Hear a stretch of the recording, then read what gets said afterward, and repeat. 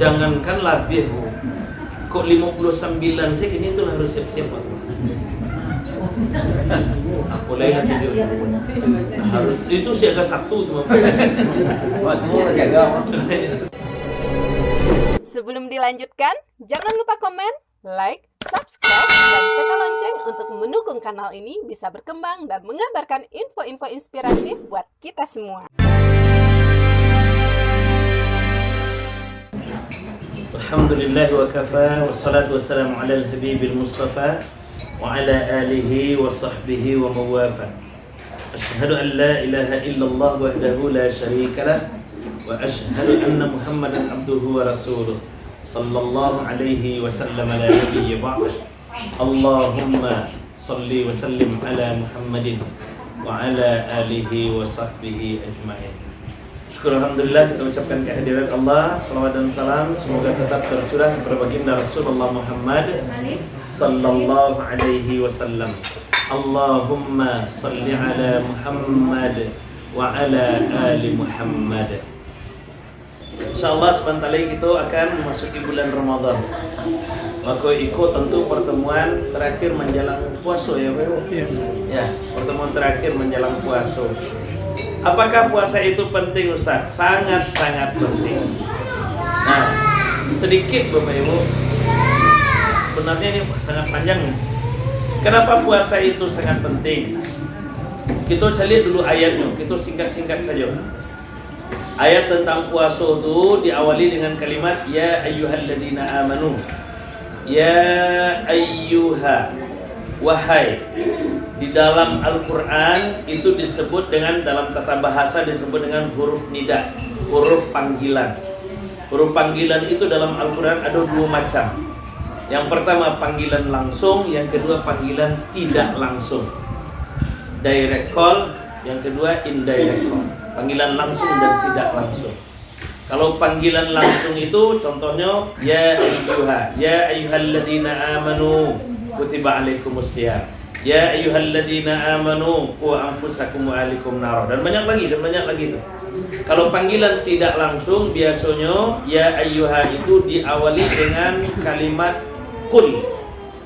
Maka turunlah kalimat qul ya ayyuha. Nah, itu menunjukkan kalimatnya tidak langsung. Indirect call. Kalimat panggilan tidak langsung. Bedanya apa? Kalau yang indirect, yang tidak langsung itu menunjukkan adanya jarak antara si pemanggil dengan yang dipanggil. Mungkin ada masalah karena ada pemisah, ada yang membuat dia terpisah, sehingga tidak mau ngomong langsung. Allah dengan manusia juga seperti itu.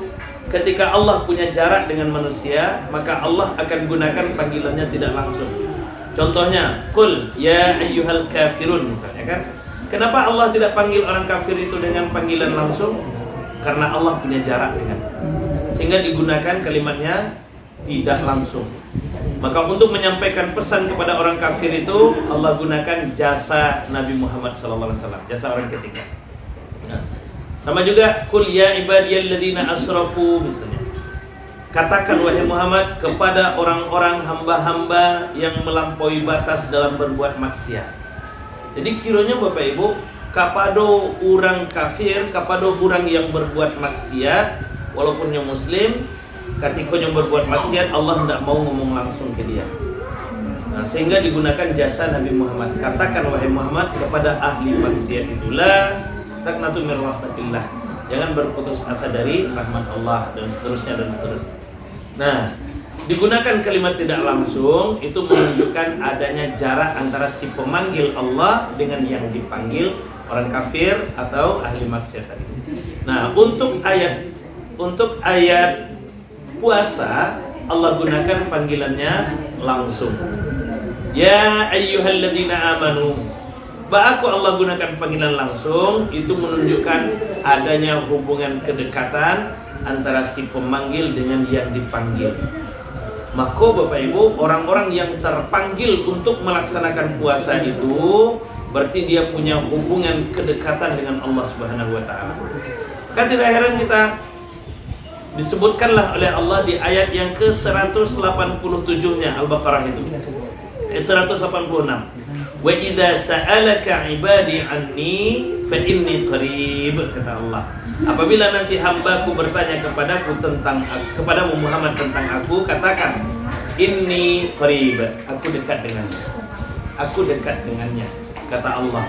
Kalau awak dakik jo Allah Bapak Ibu, atau sebaliknya Allah dakik jo awak sesuai dengan pengakuan Allah itu, maka apa yang akan kita dapatkan? Ujibu da'watad da'i idza da'an, kata Allah. Aku akan kabulkan apapun permohonannya nanti. Maka orang-orang yang berpuasa, peluang untuk dikabulkan doanya itu terbuka sangat-sangat lebar. Apalagi dalam berpuasa. Apalagi dalam berpuasa. Makanya ada hadis Nabi menyebutkan salah satu doa yang tidak akan ditolak oleh Allah adalah doa orang yang sedang berpuasa. Nah, makanya ketika awak sedang berpuasa, apa boleh awak pilih waktu yang paling mustajab di saat berpuasa itu, Bapak Ibu, kita berdoa, itu peluangnya akan terbuka lebih lebar lagi. Bila waktu yang mustajab Ustaz untuk berdoa itu di siang hari, di waktu menjelang maghrib. Waktu menjelang maghrib. Maka Bapak Ibu, ketika awak sedang berpuasa menjelang maghrib itu banyak-banyak berdoa. Karena itu waktu yang mustajab, waktunya mustajab, kondisi kita juga mustajab, kondisi kita juga sedang berpuasa.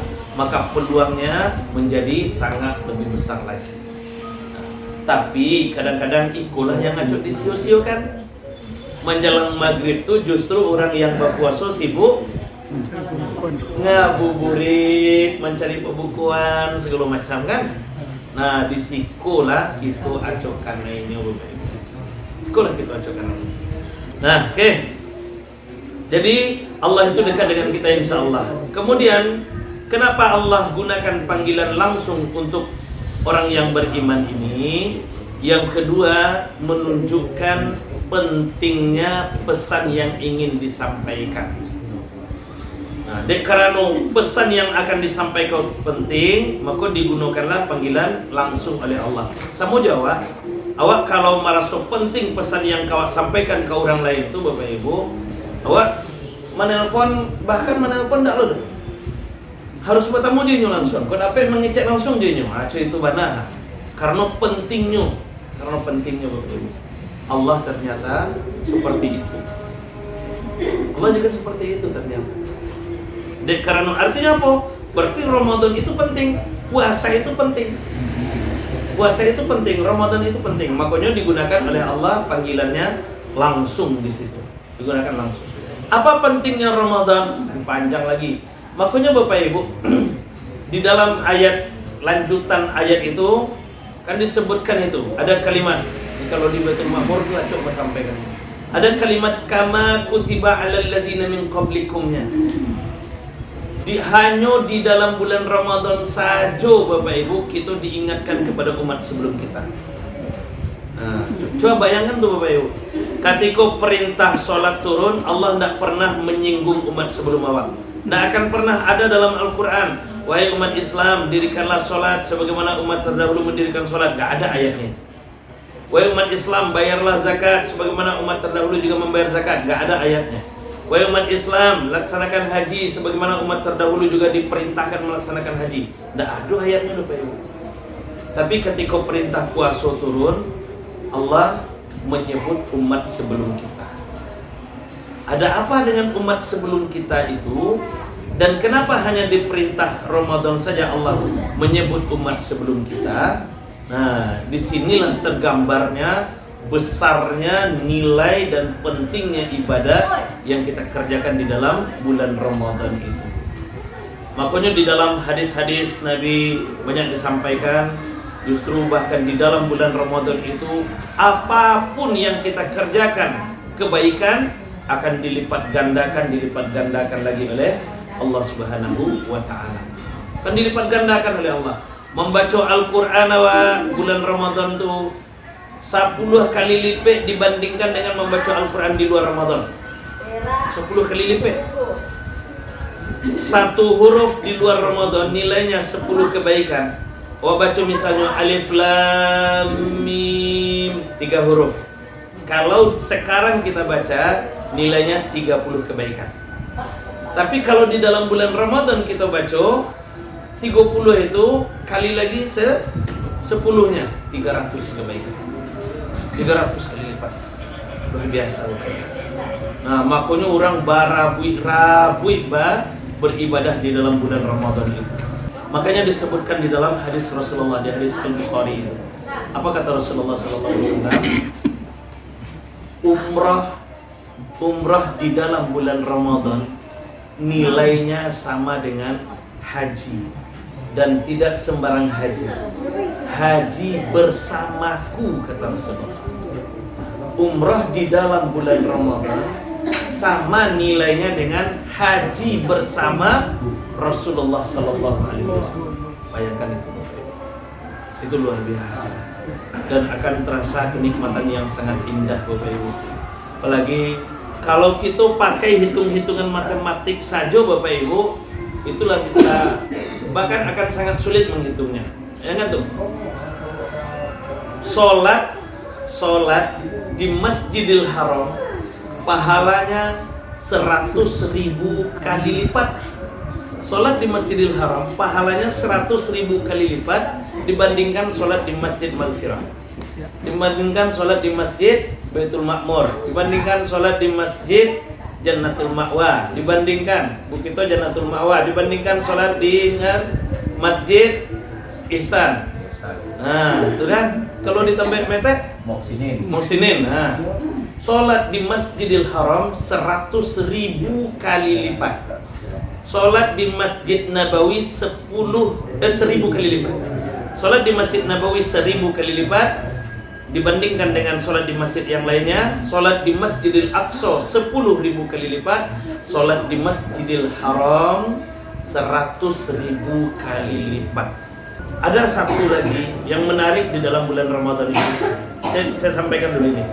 Kenapa kalimat kama kutiba alal ladzina min qablikum itu Allah munculkan di dalam ayat Al-Baqarah 183 itu? Seolah-olah Allah itu ingin mengingatkan kepada kita bahwa ada umat sebelum kita yang juga beribadah yang persis sama dengan kita. Umat sebelum kita bahkan lebih hebat dibandingkan dengan kita, Bapak Ibu. Umat sebelum kita sholat. Umat sebelum kita sholat juga. Nabi Daud, Nabi Zakaria, Nabi Yahya, Nabi Yakub, Nabi Sulaiman, dan nabi-nabi sebelum kita, sebelum Nabi Muhammad itu mereka juga sholat. Umat sebelum kita juga melaksanakan puasa. Bahkan lebih hebat puasanya. Kalau awak cuman sebulan loh. Awak cuman sebulan, 29-30 hari. Paling banyak 30 hari, 29 hari. Itu pun kadang-kadang batang kalau belum mulainya. Besok lain nak mulai batang kalau. Akhirnya memang batang kalau. Rayonya heboh. Rayonya heboh. Sementara Nabi Daud saja 6 bulan puasanya. Kan sari poso sari ndak tuh. 6 bulan puasanya. Jadi kalau puasa biasa yang awak andalkan lebih banyak umat Nabi Daud. Kalau sholat yang kita andalkan lebih banyak umat Nabi Musa. Apa lagi? Zakat. Kalau zakat yang kita andalkan 2,5% kita cuman. Nabi Isa umatnya 10%. 10%. Lebih banyak mereka sampai kali lipat dibandingkan awak. Haji lagi. Setiap tahun awak haji misalnya Bapak Ibu. Nggak bisa dong. Karena yang membangun Ka'bah Nabi Ibrahim alaihissalam. Lebih besar lagi lah pahalanya. Lebih besar lagi pahala mereka. Lalu apa yang kita banggakan lagi? Jadi Bapak Ibu, kalau ibadah-ibadah biasa saja kita andalkan, tidak akan sanggup kita mengalahkan umat sebelum kita itu. Nah, makanya ketika sholat turun, Allah tidak menyebut umat sebelum kita. Karena kita tidak akan sanggup mengalahkan sholat umat sebelum kita dengan sholat kita. Ketika perintah zakat turun, tidak Allah sebut umat sebelum kita. Karena kita tidak akan sanggup mengalahkan umat Nabi Isa yang 4 kali lipat dibandingkan kita. Ketika perintah haji turun, juga tidak akan sanggup kita mengalahkan umat sebelum kita. Karena yang membangun Ka'bah itu Nabi Ibrahim alaihissalam dan anaknya. Nah, Lalu kemudian kenapa Allah sebut di dalam perintah Ramadan? Karena di Ramadan itu Allah lipat gandakan pahala. Ini rahasianya. Karena di Ramadan itu Allah lipat gandakan pahala. Dan tidak sekedar itu saja Bapak Ibu. Tidak sekedar itu saja. Di Ramadan itu kemudian Allah titip satu malam yang nilai ibadah di malam itu khairum min alfi syahrin. Lebih baik dari 1000 bulan. Lebih baik dari 1000 bulan. Nah, kita pakai hitung-hitungan sederhana. Bapak Ibu, kalau kita beribadah biasa, umat sebelum kita juga beribadah biasa, kita tidak akan sanggup mengalahkan Nabi Nuh dan umatnya. Karena apa? Karena mereka beribadah selama 1000 tahun. Kita tidak akan sanggup mengalahkan ibadahnya Nabi Musa dan umatnya. Kenapa? Karena fisik mereka kuat-kuat, sehingga ibadah mereka sempurna. Nah, makanya Allah kasih kita fasilitas pengimbang ibadah, dan bahkan bisa mengalahkan ibadahnya umat-umat sebelum kita itu. Apa fasilitasnya? Ramadan ini. Maka Allah berilah kemudian Lailatul Qadar. Lailatul Qadar itu khairum min alfi syahrin. Kalau dihitung Bapak Ibu, dihitung 1000 bulan itu kalau dikonversi jadi tahun lebih kurang 80 sampai tahun kurang sekitar 80 sampai tahun kurang. Nah, Bapak Ibu, umat Nabi Muhammad jatahnya antara 60 sampai 70 tahun. Dah lebih 70 kan? Adun lera. Allah aku dah lebih 72. Dah 72. Berarti bonus tu mah. Ya. Nyo Nabi Muhammad itu, nyo kan umat itu ikut Nabi Bapak Ibu. Umat itu ikut Nabi. Kalau Nabi Nuh dan Nabi Nuh itu umurnya 1000 tahun, umatnya rata-rata 1000 tahun.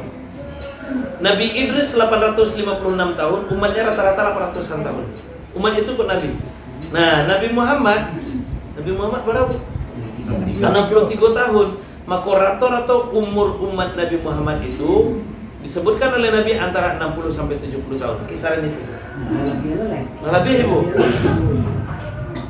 Jangankan lebih Bu. Kok 59 sih ini tuh harus siap-siap Pak.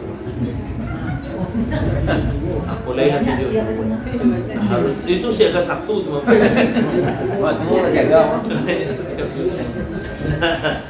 Nah, kini kita banding Bapak Ibu. Nabi Nuh bisa beribadah 1000 tahun. Peluang ibadah paling panjang umur umat Nabi Muhammad berapa? Lebih kurang 70 tahun.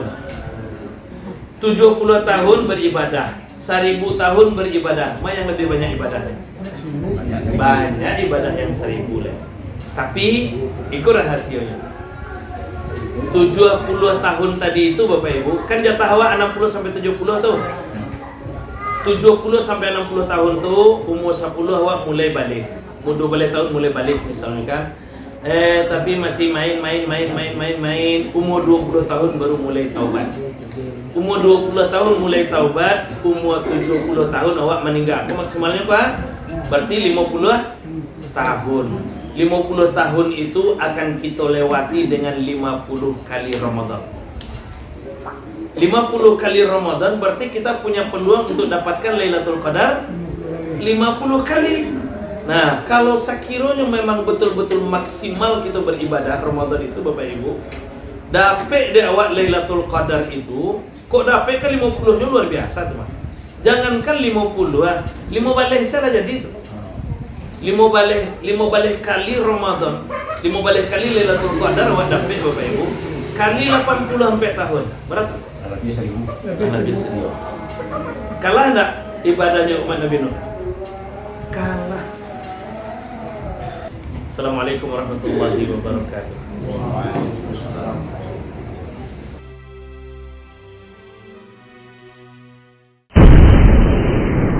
Sampai di sini dulu jumpa kita kali ini, dan tetap dukung channel ini sehingga kami bisa memberikan informasi-informasi yang inspiratif untuk kita semua.